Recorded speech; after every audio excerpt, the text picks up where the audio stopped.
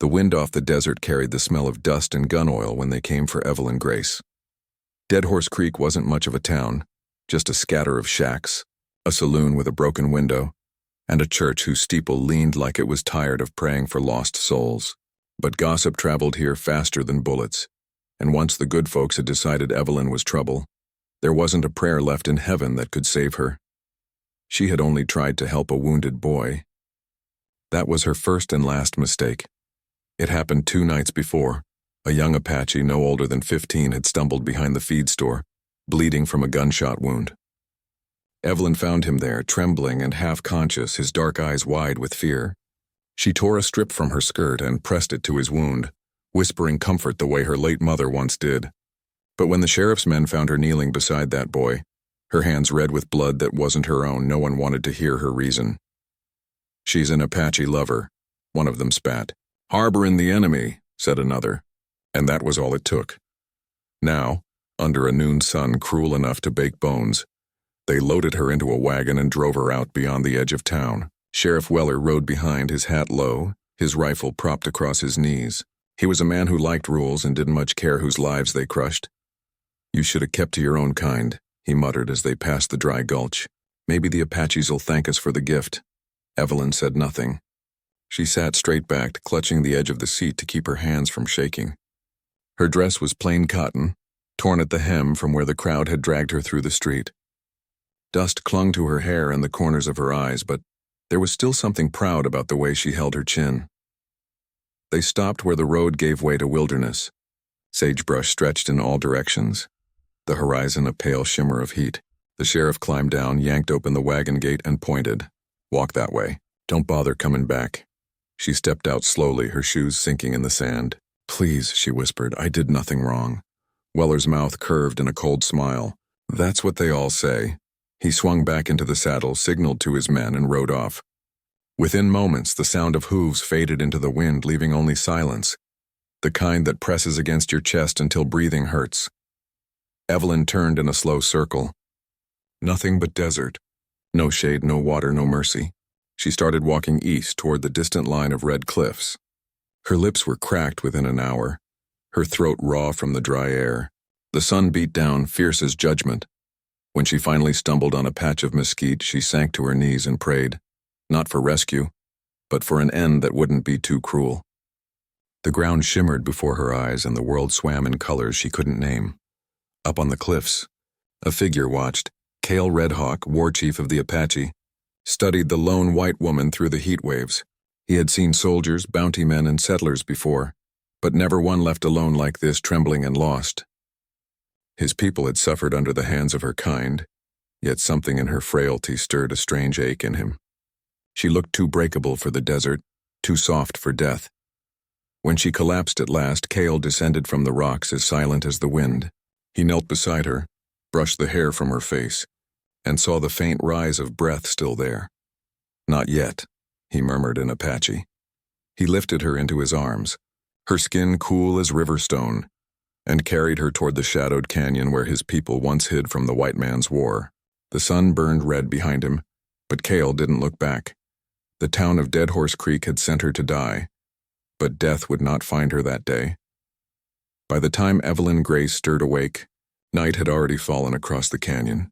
The air was cold and sharp with the scent of pine and smoke. For a moment she thought she'd died, until she saw the flicker of a fire in the shape of a man sitting beside it, his eyes catching the glow like twin embers. She tried to move, but her limbs felt heavy, her mouth dry as dust. Her voice cracked when she whispered, "Where am I?" The man didn't answer right away. He tore a strip of meat from the fire and laid it on a flat stone near her. The muscles in his arms shifted like coiled steel beneath his skin. He was dressed in buckskin, his hair bound with leather, his chest marked by dark paint that seemed more ritual than decoration. Around his neck hung a single eagle feather, aged and worn. "You eat?" he said finally, his accent thick, his voice low. Evelyn blinked at him, her heart thudding. She'd heard the stories of the Apache raider who struck fear from Tucson to Santa Fe, who led ambushes that left no survivors, who carried the name Cale Red Hawk, whispered like a curse among white men. And now he was sitting before her, quiet and alive. She pushed herself upright, every movement aching. Why did you bring me here?" He didn't look at her. "You were dying. You should have left me," she said softly, remembering what the townsfolk had said, that Apaches took captives for sport, that they tortured and traded women like horses.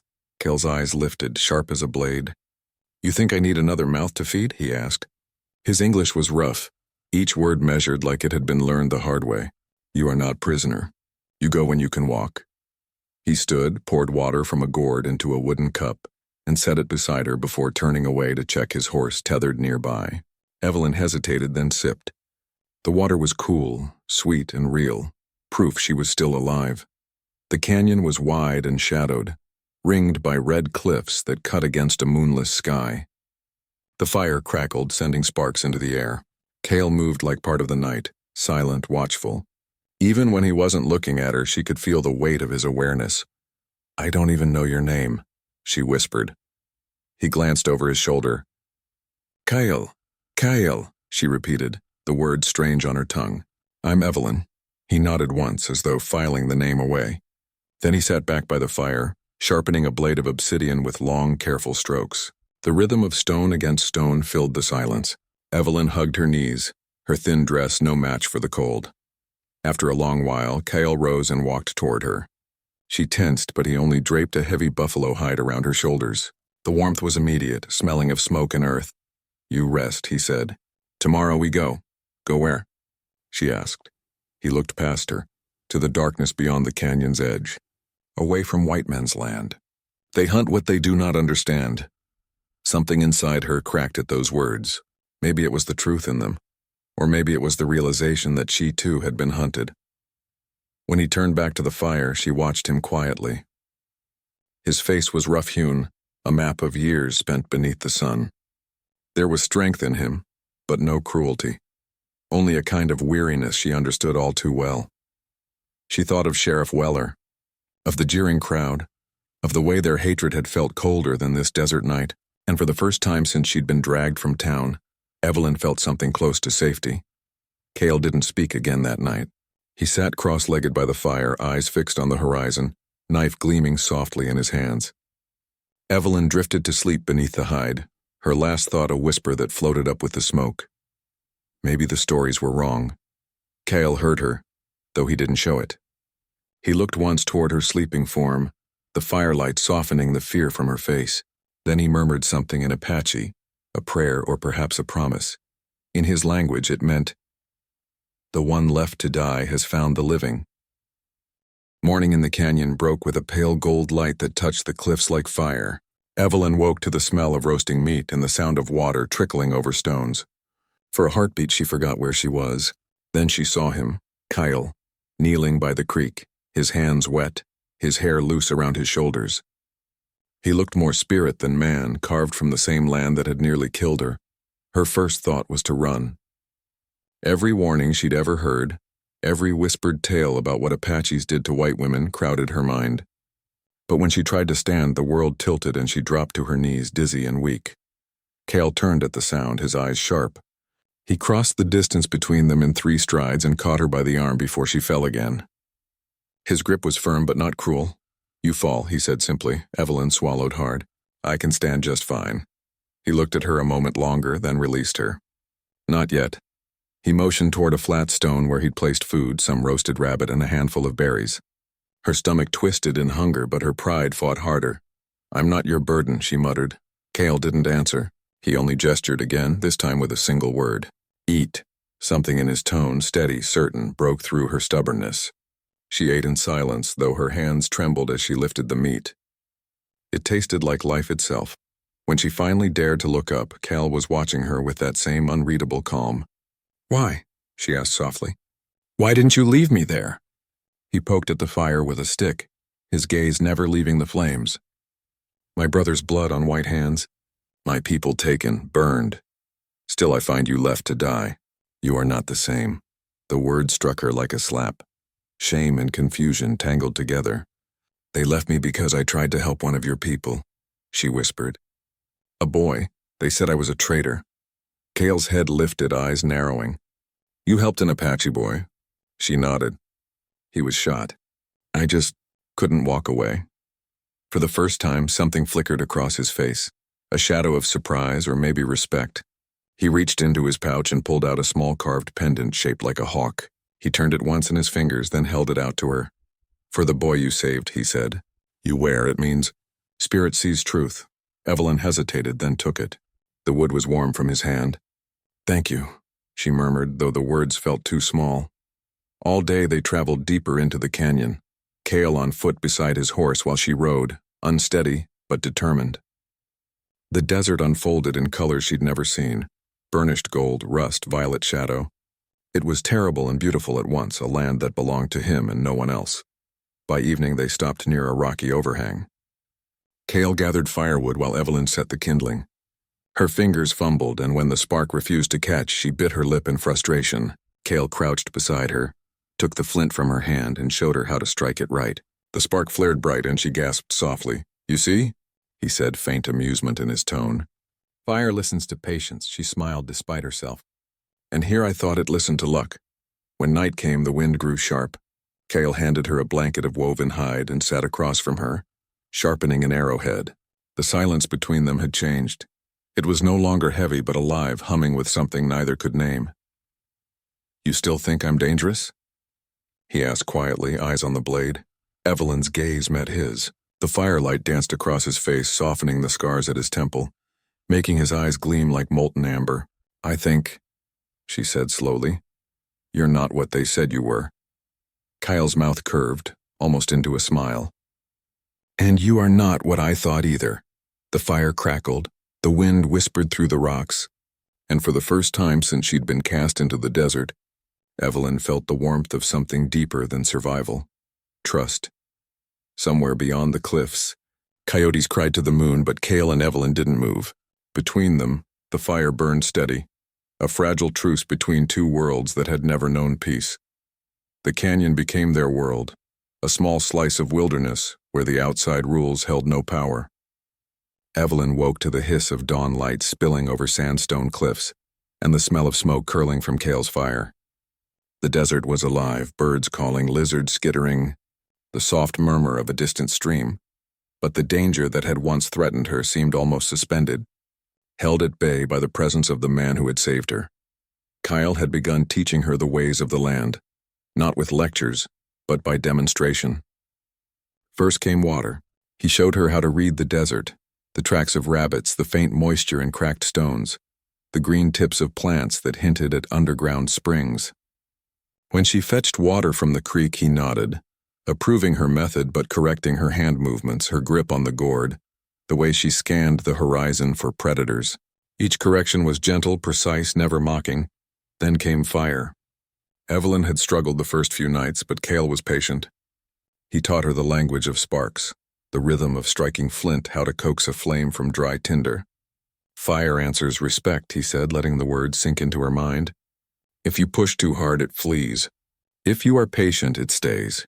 Meals were simple but nourishing. Rabbit, gathered roots, small herbs. He showed her how to trap game, how to grind corn, how to carry the weight of survival in her own hands. Her body ached at first, muscles she didn't know existed screaming in protest.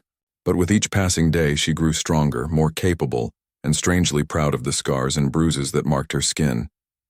Language, however, proved trickier. Cale spoke English poorly.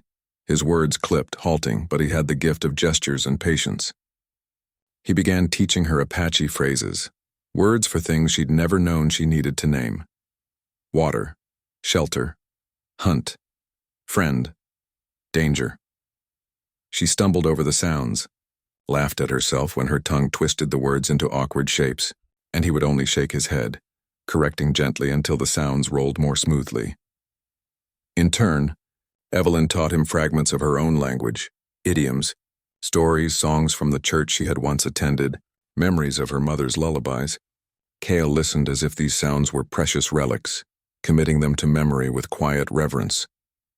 Slowly, a bridge formed between them, stitched together by gestures, mispronunciations, and the shared struggle to survive. There were quiet nights when they would sit by the fire, sharing what little words they had. Evelyn's voice was soft, a thread of sound that wound its way around the crackling flames. Cale would respond in Apache, nodding, and she would feel a strange comfort in the cadence of his speech, the way it mingled with the wind across the canyon. For the first time in her life, Evelyn understood that communication was more than words. It was presence, attention, trust. The desert was merciless, but it had begun to teach her patience, resilience, and the subtle rhythm of life when you cannot depend on anyone but yourself, and sometimes on the rare soul who shows unexpected kindness. Cale watched her closely, noting the small victories. A fire that burned steadily, water gathered without spilling, a rabbit caught in a trap she had set herself. Each triumph, however minor, strengthened her, and each day he watched her, he saw not the fragile girl who had been left to die, but a survivor shaped by fire, wind, and the unforgiving wilderness. By the time the sun dipped low and painted the cliffs in deep reds and purples, Evelyn had begun to see the canyon not as a prison but as a home. She no longer flinched when she saw Cale's shadow move across the rocks, no longer feared the weight of his gaze. Instead, she had begun to understand that survival was a shared language, one that needed no dictionary, one that demanded trust, courage, and the willingness to learn from the land, and from the man who had chosen to save her when everyone else had chosen to let her die. As the night closed around them, Evelyn felt a strange warmth in her chest, a sense of belonging she had never known. In the language of survival, she had found not only the skills to endure, but the first hints of connection, and a quiet, unspoken bond with the man who had given her life when the world had turned its back. The desert wind carried more than the scent of sage and sand now. It carried rumors, distant hoofbeats, and the faint metallic tang of gunpowder. Evelyn Grace had begun to feel a rhythm in her days, the steady work of survival, the quiet teaching of Cale, the warmth of nights by the fire. But whispers from beyond the canyon reminded her that the world she had left behind was still out there, and it had not forgotten her. Cale had sensed it first. He crouched on the cliffs one evening, eyes scanning the horizon like a hawk watching its prey. Evelyn approached cautiously, knowing he would not speak unless he chose. "Something comes," he said finally, his voice low, almost a growl. "What is it?" she asked, her stomach tightening. "Men," he replied. "White men, soldiers, bounty hunters. They search for what they cannot understand." Evelyn's heart sank. She had thought herself safe in this canyon, hidden in the arms of a man everyone called the devil of the plains. Now the danger pressed closer, a shadow she could not outrun. "They'll want me," she whispered, remembering the townsfolk, the sheriff, the hatred that had driven her into the desert. "Because I helped a boy." Cale's gaze softened for a moment, but only slightly. "They will want you because of who you are, not what you did. White men do not forgive. They destroy." Fear twisted in her chest. She had thought of returning to Dead Horse Creek to plead her innocence, to prove her heart had been true. Now she realized how foolish that hope had been. The people who had condemned her would see only the shadow of her actions, not the mercy she had shown. And Cale was right. The white men sought what they could not control, and she was trapped between worlds. Cale crouched beside her, touching the pendant she had received from him weeks ago. "You cannot go back," he said. "Your people will kill you, or worse, hand you to men who think your life is nothing." Evelyn looked into the distance, imagining the rolling plains beyond the canyon, the towns, the forests of men and laws and judgment. She could not bear to return, not now, maybe not ever. Her life had shifted. She was no longer the preacher's orphaned niece. She was something new, something forged by fire, by hunger, by the hands of the man who had chosen to save her. "They are coming," Cale said again. "Soon." The words fell like stones in the canyon air. Evelyn felt the weight of them pressing her to the ground. She thought of the boy she had tried to save, the life she had risked, the kindness Cale had shown her when everyone else had turned away. Her pulse raced with fear, but a strange resolve began to stir. She would not run blindly. She would survive, and she would fight, because the desert had already taught her the lessons of endurance. Cale placed his hand on her shoulder, firm and grounding. "You stay close. You listen. You learn. And you do not speak to the soldiers." Evelyn nodded. She trusted him, more than anyone else in the world, even though she still did not fully understand him. He was a man of few words, of action, of intent. His presence was a shield, and his knowledge of the land was a weapon she would now share. That night, As the canyon darkened and stars pricked the sky like tiny sparks of silver, the distant drum of hooves echoed faintly across the plains. Evelyn lay wrapped in the buffalo hide Cale had given her, listening to the desert breathe and to the whispers of war that approached. She thought of Dead Horse Creek, of Sheriff Weller, of the people who had wanted her dead, and she understood that the world beyond the canyon was no longer hers. Her life belonged to the desert, to Cale, and to the harsh lessons that had reshaped her spirit. Somewhere out there, soldiers were plotting. Somewhere, bounty hunters were counting the price of her life. But within the canyon by the fire, Evelyn knew she had the one thing they could never touch, the protection of a man who had defied death to save her, and the courage to survive whatever came next. The desert wind whispered through the rocks, carrying a warning. Evelyn clenched her fists, feeling the stirrings of a heart no longer content with fear. If the white men came, they would find a girl who had been left to die, and a woman who had learned the language of survival. The sky over the mesa darkened with a sudden fury, clouds rolling in like black horses stampeding across the horizon.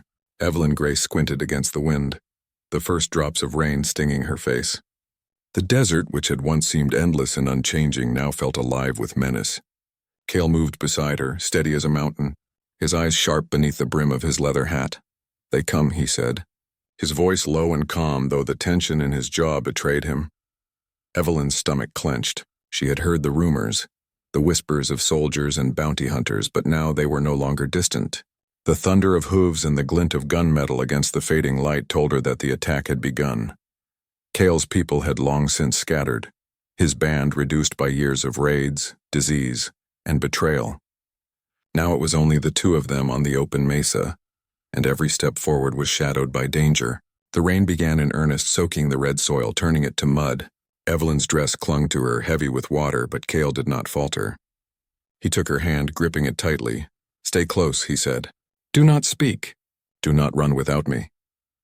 Lightning split the sky, illuminating the silhouettes of soldiers and mounted men approaching across the plain. Evelyn's pulse thundered in her ears. She had seen violence before, men falling under bullets, fires devouring homes, but this was different. The danger was immediate, relentless. As the attackers charged, Cale sprang into action. He fired his rifle, not wasting bullets, every shot precise. He moved with a predator's grace, leading Evelyn behind rocks and gullies, each step calculated, each movement a lesson in survival. Evelyn stumbled over the slick earth but caught herself on his coat. "You must move faster," he snapped, though his voice carried no anger, only urgency. A bullet kicked up dirt at her feet. She froze for a heartbeat, terror squeezing her chest. Cale seized her, dragging her low behind a boulder. His hand brushed hers as he covered her, and for the first time Evelyn felt the intimate tether of trust that had formed between them. He was her shield, her guide, and perhaps the only reason she might live through the night. The attack was chaotic, gunfire rattling across the mesa, men shouting, horses screaming. Evelyn scrambled to keep pace, tears mixing with rain on her cheeks. She stumbled again and fell against Cale, who caught her effortlessly, dragging her to cover. She pressed herself against his side, her body trembling, but there was no time for fear. Cale's own shoulder was grazed by a bullet. He hissed but did not falter. Evelyn saw the streak of red and knew she had to act. She grabbed a fallen rifle, hesitated, then fired blindly over the boulder, scattering one of the attackers. The sound of the shot seemed to anchor her courage, and Cale's eyes met hers. There was a glimmer of approval, sharp and fleeting, hours or maybe minutes. It was impossible to tell, passed in a blur of rain, mud, and smoke. Slowly, the attackers began to retreat, leaving behind the chaos of the battlefield. The storm had broken over the mesa, rain washing blood and dust alike into the red soil. Cale lowered himself against a rock, panting, and looked at Evelyn. Her dress was soaked, her hands cut and trembling, but she was alive, and she had acted. "You fought," he said simply, his voice carrying a rare note of respect. "You learned fast." Evelyn shook, feeling the tremor of adrenaline and fear fade into exhaustion. "I had to," she whispered. "I couldn't let you die." Cale's gaze softened. He touched her shoulder, firm and grounding. "Then you see, strength is not given. It is taken. It is survived." The storm raged on, lightning flashing over the canyon, thunder rolling like drums of war. And in that chaos, Evelyn realized something terrifying and wonderful. She no longer depended solely on Cale. She had become part of his world, part of the life and death rhythm of the canyon. A survivor not just of the desert, but of the human cruelty that had once sought to end her life. As the last echoes of gunfire faded, Cale pulled her close beneath a battered hide. Rain slicked their hair, mud coated their clothes, but for the first time the wilderness felt like home. She was no longer the girl left to die. She was a partner in survival, bound to a man feared by all, yet gentle with the one he had saved. The storm had passed, leaving the canyon slick and gleaming in the dawn light. The mesas glowed like copper in the sun, but the air was thick with the smell of wet earth and smoke. Cale Redhawk and Evelyn Grace had taken refuge in a narrow cave, along the riverbed, one of the few places in the canyon that offered real shelter from the elements. Inside, the shadows were deep and the air smelled of damp stone, but it was safe, or at least as safe as anywhere could be after the chaos of the storm. Cale sat against the wall of the cave, his bow resting across his knees. Evelyn crouched beside him, rubbing her arms to chase away the lingering chill. For a long moment, neither spoke. Outside, the wind whispered through the rocks, carrying the distant echo of the soldiers' retreat. Then Cale shifted, his gaze locking on her. "You risked yourself yesterday," he said, his voice low, roughened by the night and the storm. "I should have warned you that it is dangerous." Evelyn swallowed hard, remembering the moments she had faced bullets and mud, adrenaline pounding in her veins as she scrambled behind rocks. "I couldn't let you die," she whispered. Her voice shook, though it was not entirely from fear. "Not after everything you've done for me." Kyle studied her, his amber eyes softening. He reached into his pouch and pulled out a strip of dried meat, handing it to her with a careful gesture. "Eat," he commanded. But there was no impatience in his tone, only concern. She took it, and as she chewed, she realized something she hadn't allowed herself to feel before. A profound trust. Not just in Cale's skill or his protection, but in him as a person. He had chosen her life over death, when the world had abandoned her. He had given her warmth, food, and safety, not out of obligation, but by his own will. Hours passed in quiet. Evelyn watched him clean his weapons, noting the care with which he handled each arrow, each piece of leather. She understood, slowly, the rhythm of his life, the precision, the discipline, the responsibility he carried for his people and his land. She had once thought the Apache were cruel, unfeeling, savage. Now she saw a man shaped by survival and loyalty, bound to honor in ways she could barely comprehend.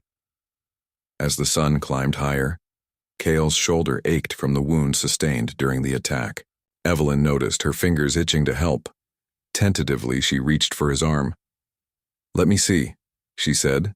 He allowed it, the trust implicit in the gesture filling her chest with warmth. She cleaned the small cut, pressing the cloth with careful fingers. His skin was warm under her hands, and she hesitated, aware of how intimate the moment was. "You are strong," Cale said, voice quiet. "Not just in body, but in spirit. Few survive what you have." Evelyn met his gaze, words caught in her throat. "I am alive because of you." For a long moment, neither spoke. The cave was silent but for the distant river and the occasional drip of water from the roof. Finally, Cale placed a hand over hers, rough and steady. "Then you stay," he murmured. "You stay with me. You eat, sleep, learn. You live. Not for anyone else, but for yourself. And for me." The weight of his words pressed down, heavy and tender. Evelyn's eyes filled with tears she hadn't realized were there. I will," she said softly. "I will stay." Cale nodded once, and in that nod was a promise. He would protect her, not out of ownership but out of respect and the bond that had grown between them. She realized that she could never return to the world that had cast her. Aside, not after feeling the strength and kindness of a man she had been told to fear. Outside, the canyon stretched wide, red and alive under the afternoon sun. Inside the cave, Evelyn and Cale settled close to the fire, the warmth seeping into their bones. Words were few, but trust, gratitude, and an unspoken bond filled the space between them. In the heart of the canyon, they had found a fragile peace. And Evelyn knew that no matter what came next, soldiers, bounty hunters, or the unforgiving desert, they would face it together. She was no longer the girl abandoned to die. She was a survivor, and Cale had become her protector, her teacher, and in ways she was only beginning to understand, her anchor in a world that had once offered nothing but betrayal and fear. Weeks passed in the canyon, each day a mixture of survival, quiet lessons, and stolen moments of connection between Evelyn Grace and Cale Redhawk. The desert had begun to feel like home, and yet whispers of the outside world haunted them both. Cale's instincts, honed by years of skirmishes and bloodshed, were never wrong. Something had shifted beyond the canyon, a storm that neither rain nor wind could hide. One evening, as the sun sank low and painted the cliffs in molten reds and golds, they returned from a hunting trip to find devastation. Smoke curled from the distant ridge like a sinister snake, twisting toward the sky. Evelyn froze, the chill of dread racing through her. Cale's hand gripped her shoulder, steady and grounding. "Stay here," he commanded. She followed him, heart pounding as they crept closer, the canyon twisting around them like a labyrinth. What they saw made her stomach turn. The camp, Cale's people, his home, the place where the Apache had found shelter from countless raids, was gone, burned to the ground. Ash and charred timber were all that remained, scattered across the red soil. The smell of smoke and blood clung to the air, thick and acrid. Evelyn fell to her knees, covering her mouth with trembling hands. "No, no," she whispered. "All of them." Kyle knelt beside her, his amber eyes hardening. He ran his hand over a blackened beam, letting the ash sift through his fingers. "Gone," he said quietly, almost to himself. Rage and grief simmered beneath the surface of his calm. Evelyn saw the fire in his eyes, the same fire that had protected her, that had guided her through the storm. And now it burned hotter, directed at the men who had dared to invade his world. Evelyn wrapped her arms around herself, tears mingling with the dust and ash. The canyon felt empty, hollowed by loss. Kyle's voice, low and steady, broke through the shock. "They are gone, but we live. We survive. That is all that matters now." She looked at him, searching for comfort, and found it in the way he held her gaze. Despite the destruction, despite the absence of his people, he remained the anchor of her life. She had learned to trust him in the wild, and now that trust extended beyond fear and survival. It was a bond forged in fire, blood, and shared hardship. The sun slipped behind the cliffs, leaving the canyon in shadow. Cale dug into his pack and pulled out dried meat, water, and blankets. He handed her a portion, the gesture mundane yet laden with reassurance. "We will move north," he said. "Away from this place, away from the soldiers. They cannot find us if we vanish into the land." Evelyn nodded, swallowing hard. She knew he was right. Her world, the one she had known in Dead Horse Creek, was gone. The town, the sheriff, the faces that had once sneered and condemned her, none of it mattered now. Her life was with Cale, in the wilderness, among the cliffs and canyons and hidden valleys where no one could touch them. That night they made camp atop a ridge overlooking the blackened remains. Evelyn sat close to Cale by the fire, its light casting long shadows across the rocks. They spoke little, each lost in their own thoughts, but the silence was not empty. It was filled with shared understanding, unspoken grief, and the tentative promise of a future built from the ruins of the past. Evelyn realized something crucial. The world that had cast her aside could no longer define her. She had survived the desert, survived the storm, survived soldiers and bounty hunters. And in the process, she had found strength she never knew she possessed, and a man who would not let her fall, no matter the cost. Cale's hand brushed hers, a fleeting touch, and she felt the warmth of hope for the first time in weeks. The camp was gone, the past was ash, but the future, wild, uncertain, and dangerous, stretched out before them. And for the first time, Evelyn did not fear it. Together, they would rise from the ashes. Together, they would survive. And in that survival, perhaps, they would find a home. Not in the world they had left behind, but in the wild, untamed land that had given them a second chance at life, and at each other. The journey north was slow, measured, and deliberate. Cale led Evelyn through hidden canyons, over dry mesas, and along winding creeks where soldiers and settlers rarely ventured. The desert stretched endlessly, its beauty harsh and unforgiving, but in it, Evelyn began to see a new kind of freedom. She was no longer the girl cast out by her town. She was a survivor, learning the land's secrets from the man who had chosen to protect her when the world had abandoned her. They found shelter in a hidden valley, a place of quiet streams, towering cliffs, and green patches of fertile land where game grazed and wild herbs grew. For the first time, Evelyn felt what she could only call home.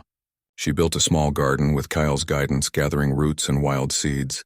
He taught her how to fish the river, trap rabbits, and read the wind for signs of danger. Every day brought new lessons, but also moments of peace. Sunrises that painted the cliffs gold, evenings by the fire, the quiet hum of life in a place untouched by the cruelty of the outside world. Yet even in this sanctuary, the world beyond the valley remained a threat. They could not remain hidden forever. Soldiers, bounty hunters, and settlers were relentless. Evelyn had thought once of returning to Dead Horse Creek, of seeking justice or forgiveness. But now she understood that such a home could no longer exist for her. Her life, her safety, her very being were intertwined with Cale and the land that had given them both refuge. Despite the danger, a fragile happiness took root. Evelyn laughed freely now, her voice mingling with the crackle of the fire and the rush of the stream. She had begun to learn Cale's ways, the rhythm of his movements, the silent strength that governed his life. She was no longer a child to be protected. She was a partner in survival.